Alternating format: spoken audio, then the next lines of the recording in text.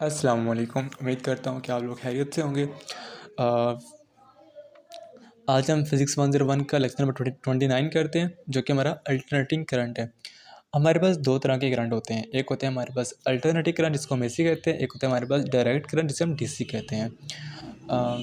AC current और DC current क्या होता है, मैं साथ एक्सप्लेन कर दूँगा आपको वो भी। AC that flows first in one direction along a wire and then in the reverse direction. ठीक है, ऐसा करंट जो कि एक ही साइकिल में एक बार क्या कहते हैं कि फर्स्ट डायरेक्शन में जाए देन रिवर्स डायरेक्शन में जाए। ठीक है, ये इसकी वेव होती है।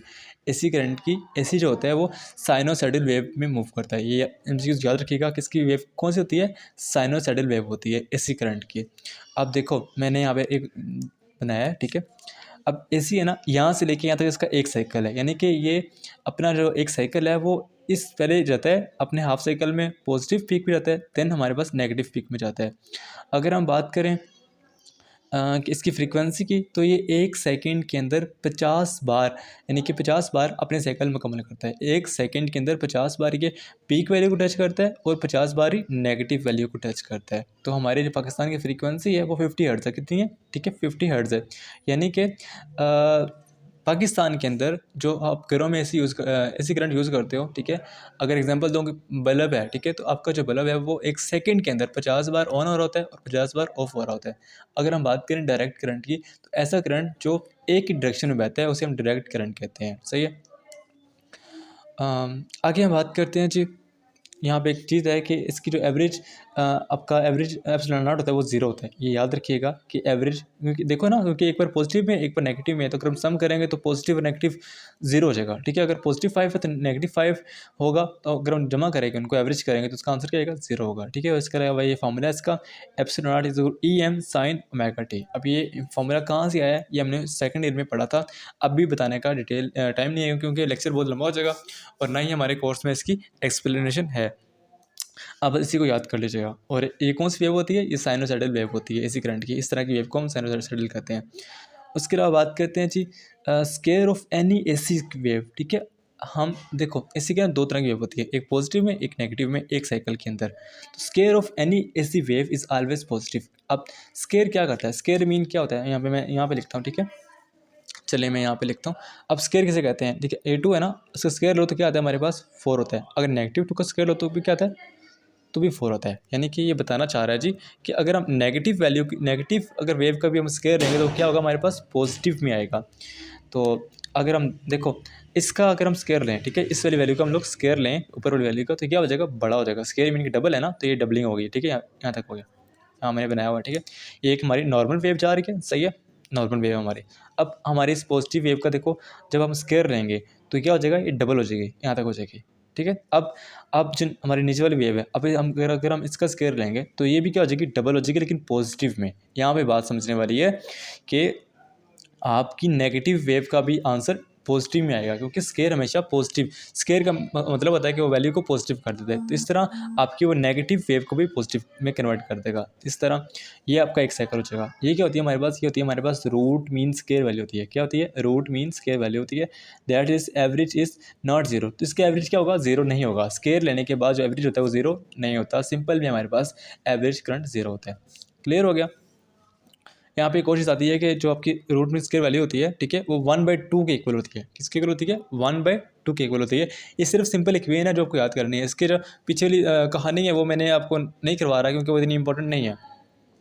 आगे देखें तो taking square root gives the root mean square values. ठीक है, अगर हम इसका स्केयर लें, ठीक है, तो क्या होती है हमारे पास? वो हमें रूट मीन स्केयर वैल्यू देती है, जो कि होती है 1/2 स्केयर, क्योंकि 1 का स्केयर लें तो हमारे पास 1 ही होता है। तो ये याद रखिएगा कि अगर हम इस वैल्यू का स्केयर रूट लें तो होती है हमारे पास रूट मीन स्केयर वैल्यू।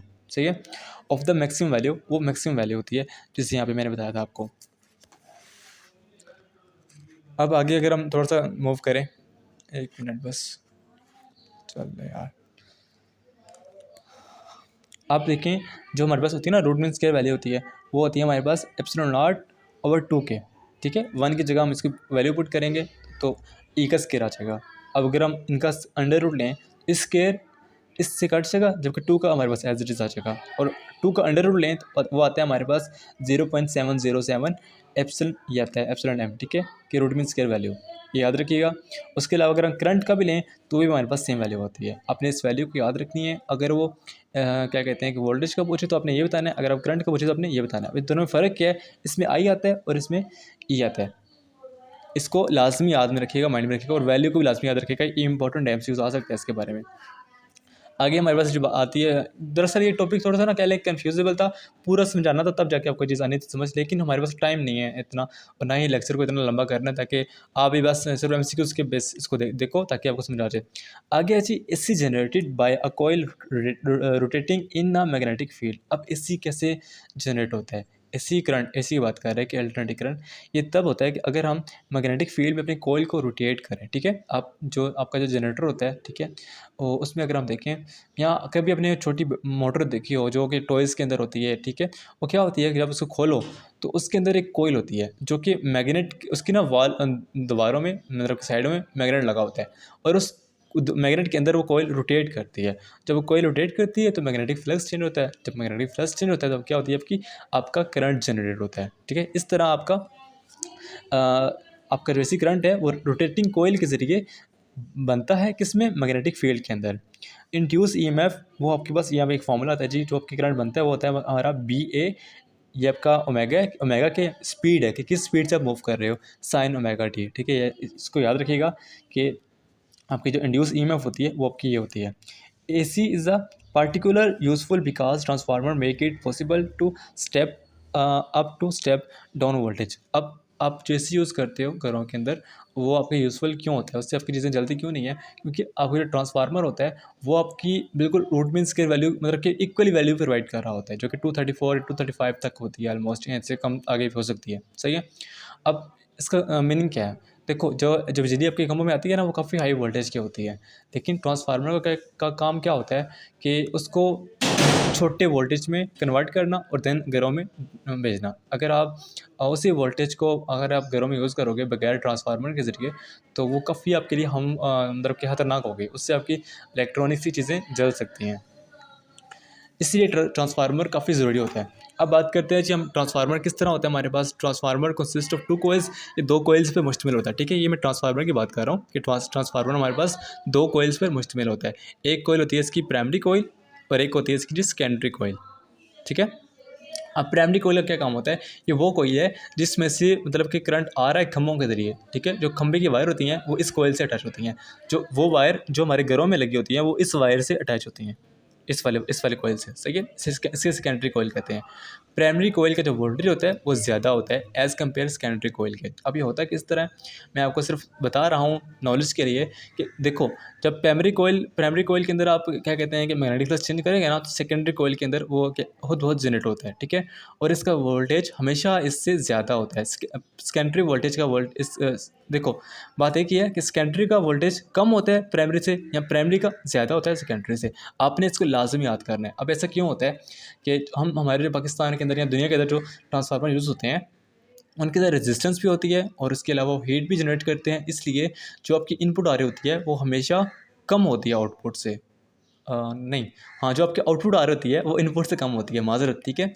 इस तरह आज तक ऐसा बना ही नहीं है कोई ऐसा ट्रांसफार्मर जो कि हमारी एनर्जी को फुल जितनी हमें आ रही होती है उतनी हमें दे, ठीक है। अगर मैंने सुना था कि अगर हमारे पास 100 मतलब 100% आ रही है ना बिजली, तो हमें सिर्फ 30 to 40% बिजली मिलती है, बाकी बिजली हमारी हीट और रेजिस्टेंस की वजह से ज़ाया हो जाती है। ये चीज़ याद रखिएगा, ठीक है। आगे देखें कि secondary voltage is less than the primary input voltage. अब ये वही बात कर दी कि सेकेंडरी वोल्टेज हमारा कम होता है जी, किससे? इनपुट वोल्टेज से, यानी कि जो प्राइमरी वोल्टेज से, ठीक है। If we use lossless transformer, ठीक है। अगर हम ऐसा ट्रांसफार्मर यूज़ करें जो कि आता है सिर्फ आइडियल केस के अंदर। आइडियल केस क्या होता है? सिर्फ हम उसको इमेजिन कर सकते हैं, ठीक है। जो कि 99% करेक्ट हो। Then input power must equal output. कहते हैं कि अगर हम ऐसा ट्रांसफार्मर यूज़ करें जिसकी जो जितनी ये इनपुट आ रही है उतनी ही वो आउटपुट दे, ठीक है। तो उस तरह उस केस के अंदर हमारी इनपुट और आउटपुट इक्वल हो सकती है, लेकिन ये सिर्फ आइडियल केस के अंदर हो सकता है। रियलिटी में ऐसा नहीं हो सकता, ना ही ऐसा अभी तक हुआ है, अकॉर्डिंग टू मेरे कम नॉलेज के मुताबिक, ठीक है। आगे आगे हम देखते हैं जी। 1 मिनट, सिर्फ 1 मिनट खड़ा ही नहीं हो रहा। अच्छा, आगे देखते हैं जी। आगे हम पढ़ते हैं। यहाँ पे लिखा हुआ है मैग्नेटिक फ्लक्स जो होता है ना, वो हमारा करंट के डायरेक्ट रिलेशन में होता है, ठीक है। जितना हमारा मैग्नेटिक फ्लक्स चेंज होगा उतना ही हमारा करंट प्रोड्यूस होगा। दैट इंड्यूस्ड, आगे अगर हम देखें तो इसको अगर हम प्रोफेशनल को ख़त्म करें तो हमारे पास एक टर्म आती है जिसे हम कहते हैं इंडक्टेंस, जो कि हमारी जिसे हम एल से डिनोट करते हैं, ठीक है। अब ये होती क्या है जी, ये होती है हमारे पास सेल्फ, इससे हम कहते हैं सेल्फ इंडक्टेंस। क्या होती है? Self inductance. अगर हमारे पास सिर्फ एक कॉइल हो, ठीक है, ये हमारी सेल्फ इंडक्टेंस कहलाती है। अगर हमारे पास सिर्फ एक ही कॉइल हो तो इसको अगर हम खत्म करें प्रोपोर्शनल को तो आती है हमारे पास एल आई, ठीक है। अब इसका यूनिट क्या होता है? इसका यूनिट होता है Henry. Unit of inductance is called Henry, ठीक है। हेनरी इसका यूनिट होता है इंडक्टेंस का। अगर हम देखें तो 1 हेनरी किसके इक्वल होता है? अगर देखो ये है ना हमारे पास, ठीक है। अब एल हमने फाइंड करना है तो आ जाएगा हमारे पास मैग्नेटिक फ्लक्स ओवर आई, सही है। अब मैग्नेटिक फ्लक्स का यूनिट क्या होता है? Tesla meter square. और करंट का यूनिट क्या होता है? एम्पेयर, ठीक है। तो इस तरह आप हेनरी का यूनिट निकाल सकते हो इस फॉर्मूले के ज़रिए। आपको यूनिट निकालने आने चाहिए, आसान होते हैं। आगे हम आगे बढ़ते हैं बच्चे। तो आगे हम देखते हैं जी। Inductance like capacitance depend only upon the shape and size of wire, ठीक है। कहता है कि जो इंडक्टेंस होती है वो कैपेसिटेंस की तरह सिर्फ किस पे डिपेंड करती है? शेप पे और साइज पे डिपेंड करती है। It does not depend on the current, ये करंट पे डिपेंड नहीं करती। अब आता है जी हम इंडक्टेंस को किस तरह फाइंड कर सकते हैं। हमारे पास एक फॉर्मूला है जी, ये वाला L is equal to N magnetic flux over I. अब ये फॉर्मूला कहाँ से आया है? अगर हम थोड़ी सी गौर करें तो ये वाला फॉर्मूला है हमारे पास, ठीक है। अब यहाँ पर हमारे पास एन नहीं है। एन क्या था? मैंने बताया था कि हमारे पास अगर सिंगल कॉइल हो तब हम इसे हम कहते हैं जी सेल्फ इंडक्टेंस। अगर हमारे पास एन नंबर ऑफ कॉइल्स हों, कितने नंबर हो? एन नंबर ऑफ कॉइल्स हों तो हमारे पास यहाँ पे एन आ जाएगा, ठीक है। अगर हमारे पास एक से ज़्यादा कॉइल्स हों तो अब ये फार्मूला हमारे पास बन गया। अब ये वाला फार्मूला कहाँ से आया? यहाँ से आया, ठीक है। अब इसके बाद ये वाला फार्मूला कहाँ से आया इसको मैं आपको समझाता हूँ। जब आपके पास एन होता है ना, आपके पास होता है वो एन और एल के इक्वल होता है, ठीक है। अब एन क्या होता है हमारे पास? Number of coil. और एल क्या होता है हमारे पास? इसकी लेंथ कितनी है कॉइल की, सही है। जो हमारा एन होगा कैपिटल एन, वो छोटे एन और एल के इक्वल होगा सिंपल अल्फाज के अंदर। अब देखते हैं जो हमारे पास जो मैग्नेटिक फ्लक्स है वो किसके इक्वल होता है? वो बी ए के इक्वल होता है, ठीक है। मैग्नेटिक फील्ड और एरिया के मल्टीप्लिकेशन के। अब अगर हम थोड़ा स्कोर करें तो मैग्नेटिक फील्ड किसके इक्वल होता है? मैंने पीछे पढ़ा था कि एम यू नॉट एन आई, सही है। तो इस तरह आपकी जो मैग्नेटिक फील्ड है वो उसकी जगह आ जाएगा एम यू नॉट एन आई इसकी जगह, और एरिया एज इट इज़, ठीक है। हमारे पास एन की वैल्यू भी आ गई, मैग्नेटिक फ्लक्स की वैल्यू भी आ गई। अब हम इस वैल्यू के अंदर पुट करते हैं जी। अब देखें इस एन की जगह हमने पुट किया एन एल, ये वाली वैल्यू, सही है। और इसकी जगह हमने पुट किया एम यू नॉट एन आई ए, ये पूरी वैल्यू हमने इसकी जगह पुट की मैग्नेटिक फ्लक्स की जगह, ठीक है। और ये आई हमारे पास एज इट इज़ नीचे पड़ा हुआ था आई। अब हम देखा कि ऊपर भी आई है नीचे भी आई है, तो हम इसको क्रॉस कर सकते हैं क्योंकि ये मल्टीप्लाई हो रहे हैं, ठीक है। कर दिया हमने। और जो वैल्यू बची हमारे पास एन से मल्टीप्लाई हुआ तो एन का स्क्वायर हो गया, ये M you naught N square और एल ए, ठीक है। ये फॉर्मूला हमारे पास आ गया, ठीक है। इसको याद कीजिएगा M you naught N square L A, ठीक है। ये किसका फॉर्मूला है? किसी भी चीज़ की इंडक्टेंस मालूम करने का ये फॉर्मूला है, इसके ज़रिए हम इंडक्टेंस फाइंड कर सकते हैं। अच्छा, एक और फॉर्मूला हमारे पास, ठीक है। ये एनर्जी का फॉर्मूला है कि 1/2 एल आई स्क्वायर होती है, ठीक है, किसी की इंडक्टर की। Divide the energy by the volume of the solenoid, ठीक है। अच्छा, सोलेनोइड क्या होता है? अगर आपको मैं एग्जांपल दूँ ना कि सोलेनोइड क्या होता है, सिंपल वर्ड्स में बताऊँ। ये मेरे पास एक पॉइंटर है, अगर इसके ऊपर मैं वायर को रोल करता हूँ, ठीक है, तो जब यहाँ तक आ जाएगा तो इसको मैं जब बाहर निकालूंगा तो जो हमारे पास वो चीज़ बन जाएगी, ठीक है, वायर की ना, वो राउंड शेप की, उसको हम सोलेनोइड कहते हैं, सही है। Divide the energy by the volume of the solenoid, ठीक है। अगर हम इस एनर्जी को वॉल्यूम से डिवाइड करते हैं तो हमारे पास ये टर्म आती है B square to M you not.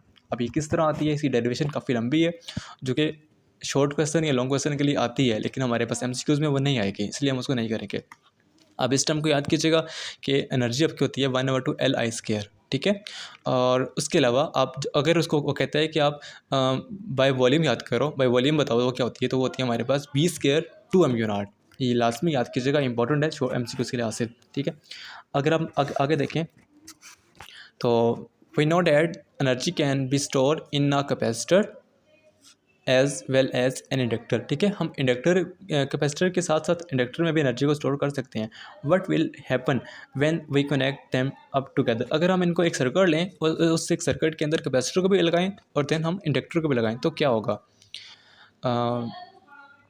किधर क्या, the total energy remain constant, जो टोटल एनर्जी होगी वो हमारी कांस्टेंट हो गई। ये एमसीक्यू आ सकता है कि वो पूछ सकता है कि अगर हम एक सर्किट लें, उसके अंदर हम कैपेसिटर को भी लगाएं, इंडक्टर को भी लगाएं तो क्या होगा, तो हमारे एनर्जी के ऑप्शन होंगे, तो क्या होगी हमारे पास, वो रिमेन कांस्टेंट रहेगी, वो चेंज या बढ़ेगी नहीं। तो ये लिखा हुआ है हमारे पास, अगर हम टोटल एनर्जी लें, उसको मैग्नेटिक फील्ड और इलेक्ट्रिक फील्ड से गुजारें, ठीक है, तो क्या होती है हमारे पास, कांस्टेंट होती है। उसके बाद हमारे पास एक फार्मूला है, ये फार्मूला हम आगे जाकर इसको डिटेल से पढ़ते हैं। मुझे इसमें कुछ गलती लग रही है, इसको चेक कर लीजिएगा, ये आई है या वन है, ठीक है, ये कन्फर्म नहीं है, आई थिंक। अच्छा, इंपॉर्टेंट रिजल्ट, इसमें इंपॉर्टेंट रिजल्ट आता है जो change the charge current end voltage will oscillate with frequency, ठीक है। अब यहाँ पे एक आपका वो लास्ट पॉइंट था कि आपके जो चार्ज होंगे या करंट होगा, वोल्टेज होगा, वो एक ही फ्रीक्वेंसी से मूव करेगा, ठीक है। ऑसिलेशन क्या होता है कि मूव करेगा अगर उस सर्किट में रेजिस्टेंस ना हो तो, ठीक है।